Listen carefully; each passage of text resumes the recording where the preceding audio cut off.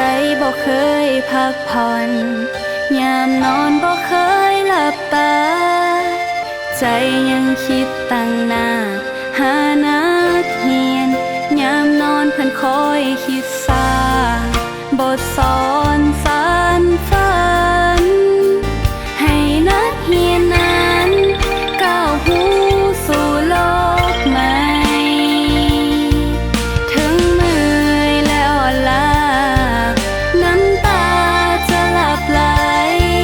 แต่ใจครูบ่เคยหูคำว่ายอมสมเป็นแม่พิมพ์ที่ยินยอมฮับทั้งสาสวยสูงองค์อาจสง่าเหนือสิ่งใด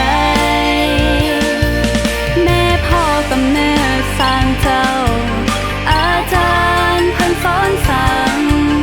อาจารย์และพ่อแม่นั้นเท่าเทียมกันดีโอ้ฮือฮื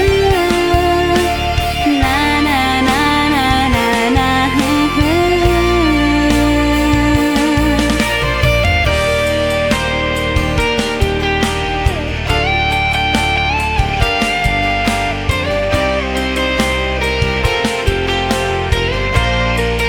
ถึงหนักเท่าใดบ่ท้อ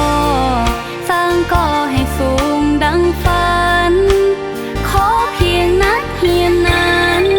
ยึดมั่นตั้งใจห้ามเหียน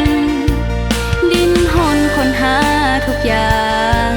ตำลามาสอนขีดเขียนความภาคเพียรหาใสนั้นจะเทียมครู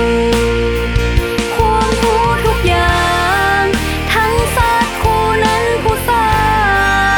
งความรู้ทุกอย่างอาจารย์นั้นผู้ให้สอนให้ด้วยความศรัทธาเว้าจาจริงจากใจสิ่งใด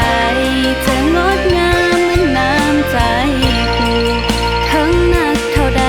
บ่ท้อสร้างก่อให้สูงดังฝันขอเพียงนักเรียนนั้น